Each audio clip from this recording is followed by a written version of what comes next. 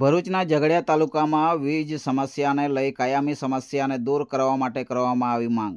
આ સમસ્યા ઝઘડિયાના ઉમરલાદુ ખાતે આવેલા વાઘપુરના ઝવેર નગર સોસાયટીમાં સર્જાઈ છે, જેના કારણે સ્થાનિકો દ્વારા સમસ્યાનું સમાધાન કરવા માટે કરી રહ્યા છે માંગ। જાણવા મળી રહ્યું છે કે ઉપરોક્ત જણાવેલ સ્થળે વારંવાર વીજ સમસ્યા સર્જાતી હોવાથી સોસાયટીના લોકો દ્વારા રાજપારડી જીબી ખાતે હોબાળો મચાવી વીજ સમસ્યાનું સમાધાનની કરી હતી માંગ। આ બનાવ બાબતે તપાસ હાથ ધરવામાં આવતા સ્થાનિકો દ્વારા જાણવા મળ્યું હતું કે ટીસી બળી જતા 1 અઠવાડિયાથી વીજ પુરવઠો ખોરવાયો હતો। ત્યારબાદ આ સમસ્યા દૂર કરાતા ફરીથી ટ્રાન્સફોર્મરમાં ટેકનિકલ ખામી સર્જાતા આ ટ્રાન્સફોર્મર બળી જતા ઝવેરનગર સહિત સોમનાથ સોસાયટીના રહીશોને ઘર વખોરીના સામાનને નુકસાન પહોંચતા સ્થિતિ ખોરવાઈ હતી, જેના કારણે સ્થાનિક લોકો દ્વારા રાજપારડી જીબી ખાતે લેખિત રજૂઆત કરાતા જાણવા મળ્યું હતું કે ટ્રાન્સફોર્મર ફૂંકાઈ જવા બાબતની નોંધ કરવામાં જ નથી આવી, જે ચોંકાવનારી માહિતી છે।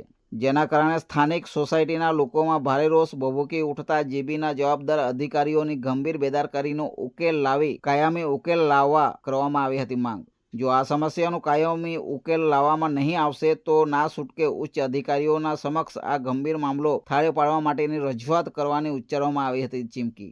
આજરોજ અમે રાજપારડીની અંદર જીબીની અંદર રજૂઆત કરવા માટે આવ્યા હતા। અમારે ઝવેરનગરની અંદર 8 દિવસ પહેલાં ટીસી ઉડી ગયું હતું અને લાઇટ અમારી જતી રહી। હવે અમારે ટીસી ઉડી ગયું એટલે બાજુની સોમનાથ સોસાયટીમાંથી અમને એ લોકોએ લૂપિંગ કરીને કનેક્શન લાઇટ ચાલુ કરી આપી।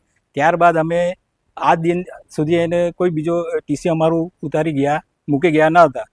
આજે અમે પાછા અમારી લાઇટ આજે ગઈકાલની પાછી જતી રહી છે, એટલે ટીસી સોમનાથનું પણ ઉડી ગયું। એટલે અમે રજૂઆત કરવા માટે રાજપારડી ડિવિઝનમાં આવ્યા ત્યારે અમને ખબર પડી કે અમારી જે ઝવેરનગરની ટીસી જે ભરી ગઈ હતી એની કમ્પ્લેન આ સ્થાનિક કર્મચારીઓ આજ દિન સુધી અહીંયા કરેલ નથી।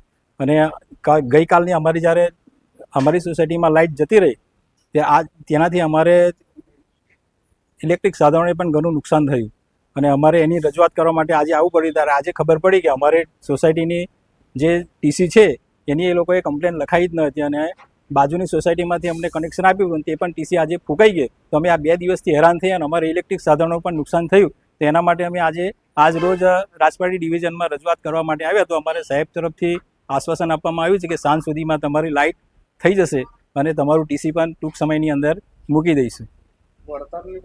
અને અમને અમારું જે કંઈક ઇલેક્ટ્રિક સાધનો છે કે એસી છે, ટીવી છે, બધું જે કંઈક નુકસાન થયું છે એની અમે વળતરની પણ માગણી કરી છે કે ભાઈ અમને આ અમારા જે કંઈક સોસાયટીની અંદર જે કંઈક ઇલેક્ટ્રિક સાધનોને નુકસાન થયું છે એનું પણ કંઈક અમને વળતર આપો એવી અમે સાહેબને રજૂઆત કરી છે। રિપોર્ટર શશિકાંત વસાવા, ઝઘડિયા, હર હંમેશ સત્યની સાથે।